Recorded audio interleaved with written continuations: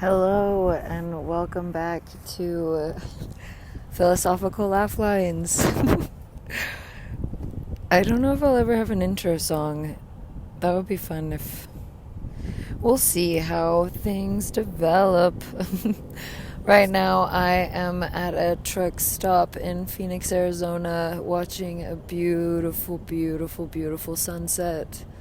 And I just set up my hammock in a very strategic, good spot for being hidden and being far away, and hopefully no one will bother me. And this episode is going to be another trance speaking episode because I still think that's interesting and it seemed like some of y'all enjoyed it. And I hope you guys enjoy it. There was no spooky door slam this time, unfortunately, but there is a lot of good wisdom. Hope can hold so much. And you can find me in hope, waiting for you, worrying about something can be almost seen as disrespectful. It's understandable, a human emotion, but when you have faith in you, in your life, in the universe, you won't worry, because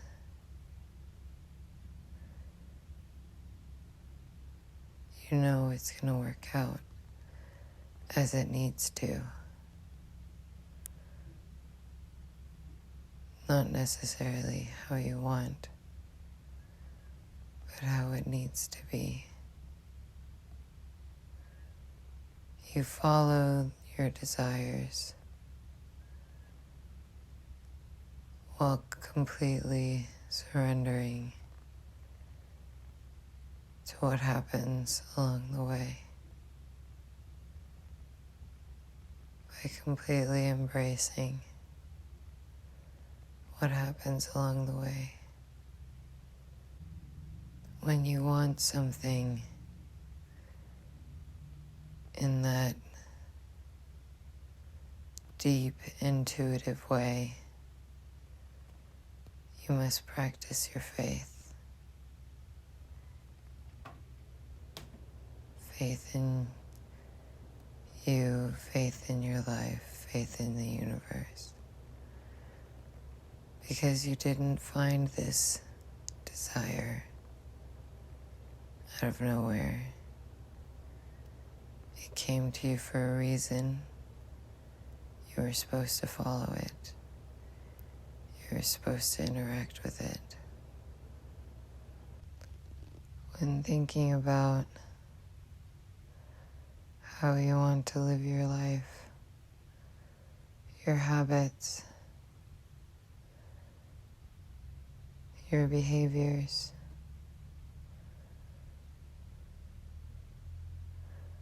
humans worry so much about if we're doing it right. But really,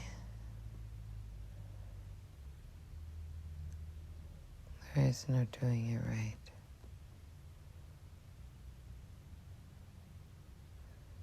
Do you want to do what you're doing? Does it make you feel how you want to feel? You always know the truth, but more than likely, you were hiding from it.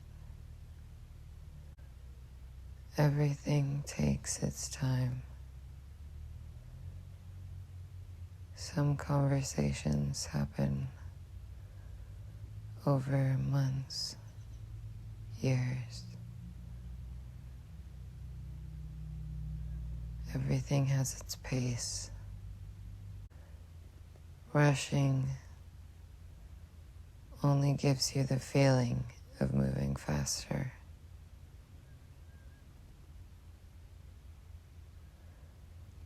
Rushing only gives you the anxiety. You can move faster with faith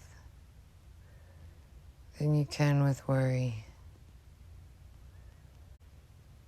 How much are you fighting the present moment? How much are you fighting your present self? How much are you fighting your present reality? When you fight, that's where suffering happens. When you fight the truth of what is, when you don't trust your inner knowing, then you create all of this time where suffering happens.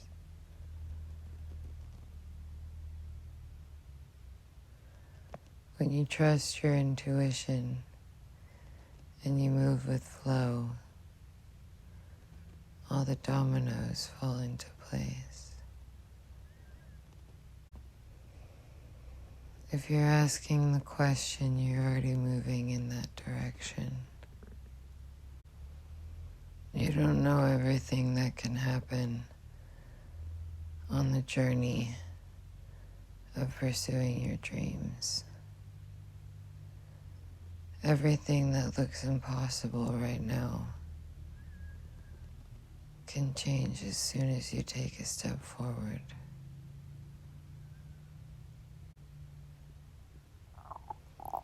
You have to let go of the old to welcome in the new. The space has to be cleared for new seeds to grow.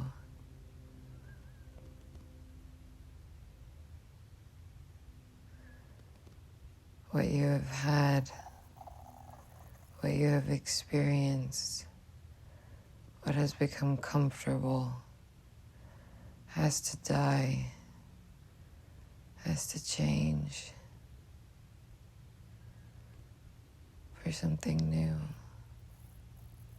to come in. It's the natural cycle of all life. And also, just because it died, just because it changed, doesn't mean it's gone. You can only go your way.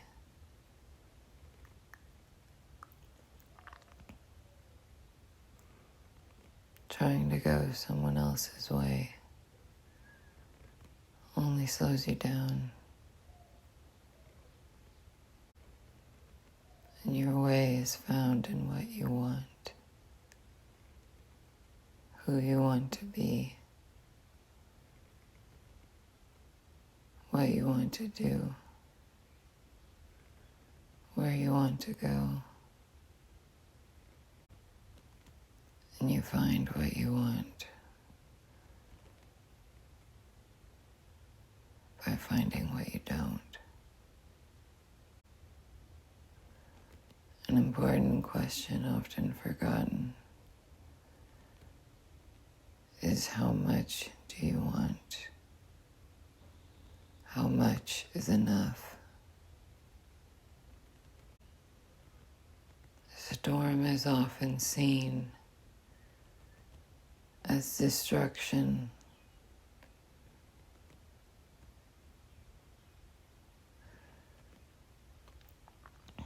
But isn't it also a cleansing? Isn't it also a bath? Destruction is a rebirth. The phoenix rises from the ashes. Butterflies are decomposers.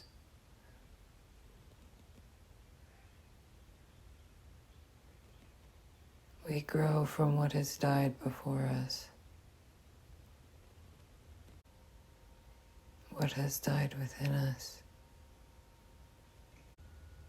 There is never a time that we are not reaching out for you.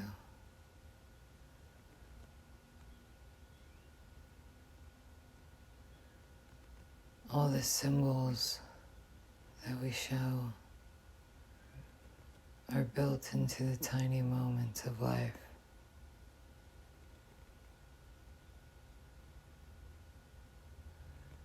You have to be willing to pay attention. You have to be able to be present. You can only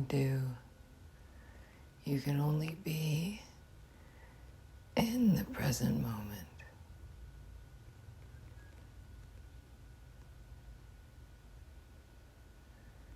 Getting wrapped up in the past, stories that cannot be changed, sinking into a life you can't let go of. When you're living in the future, planning out, worrying about every single tiny thing, frozen,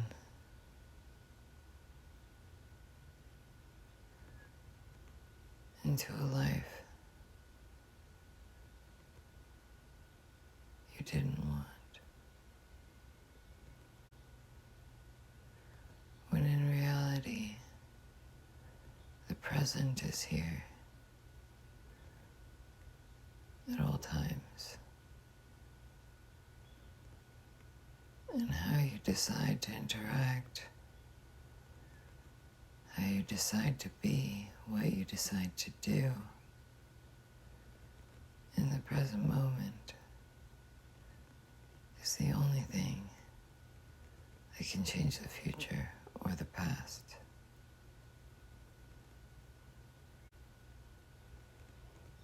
And the present moment is when you get to create and when you get to discover.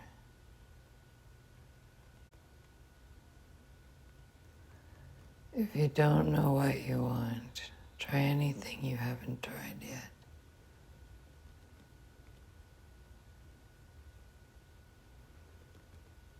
If you don't know where you want to go somewhere you haven't gone. If you don't know, it's not time to.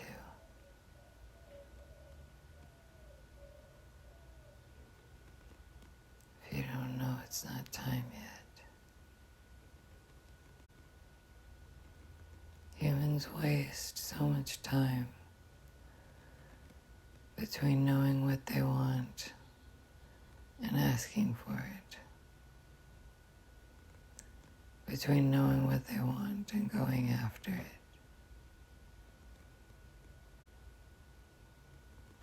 It's easier to be honest than it is to lie.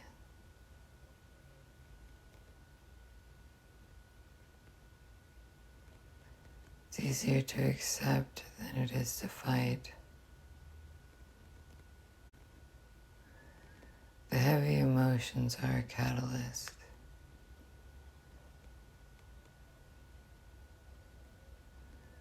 Getting stuck is asking you to break free. Humans are terrified of change. So,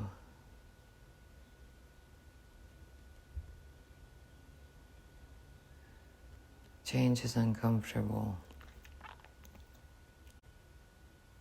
You have to be so uncomfortable that changing, you have to be so uncomfortable in your present reality that changing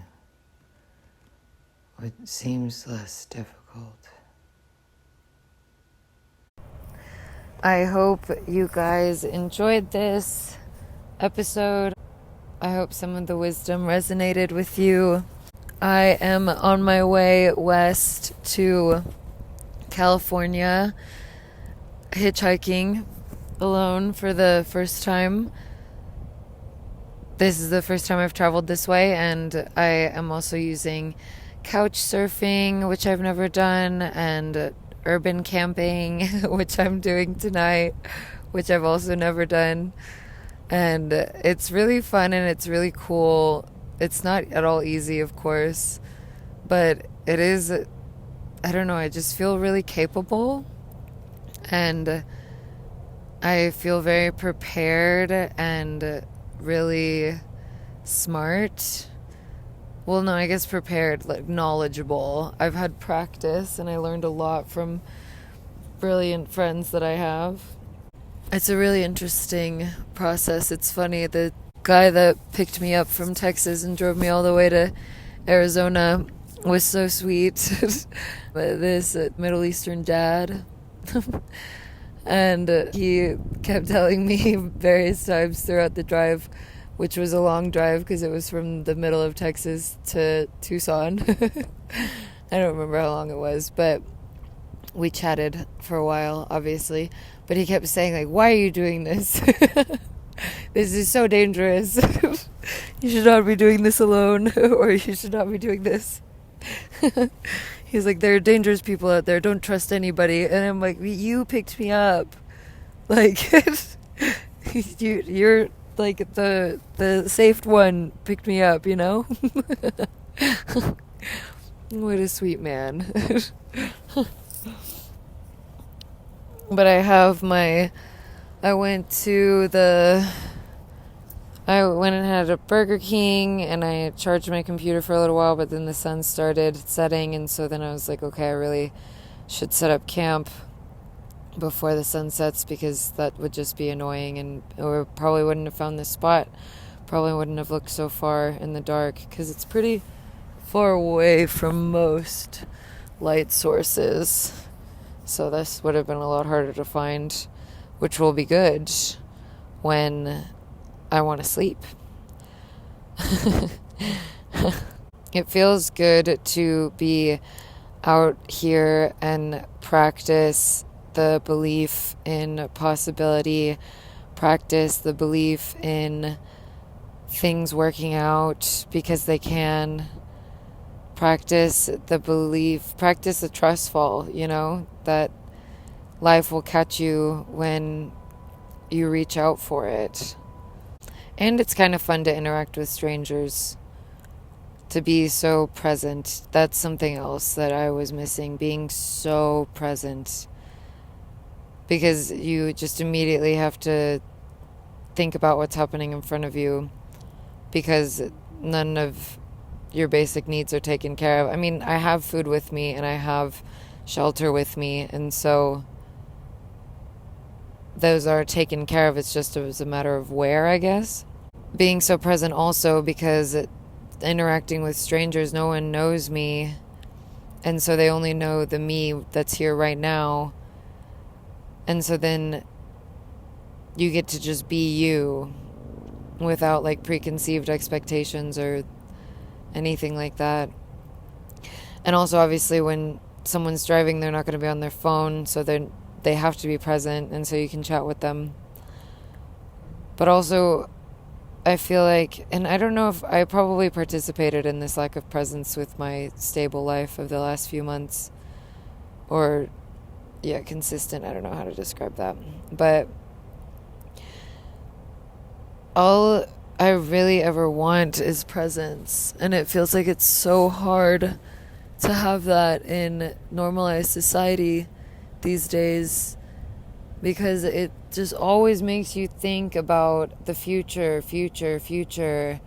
and or the reminisce on the past, or like rue the past, like dwell in it, and when in actuality all of the answers are in the present, or like the only things you actually need to focus on is what's happening in the present moment, and that will make the future work itself out, and the past can rest where it lies, Those are my truck stop hammock thoughts.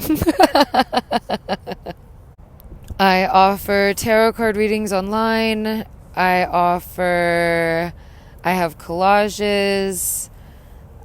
And if you want a rundown of what you can expect to come up in your Saturn return, which if you were born from 96 to late 96 to early 98, that will be coming up for you very, very soon and lasts 2.5 years, I think, around that time. I hope you guys are having sweet dreams wherever you are. I hope you are laughing a lot.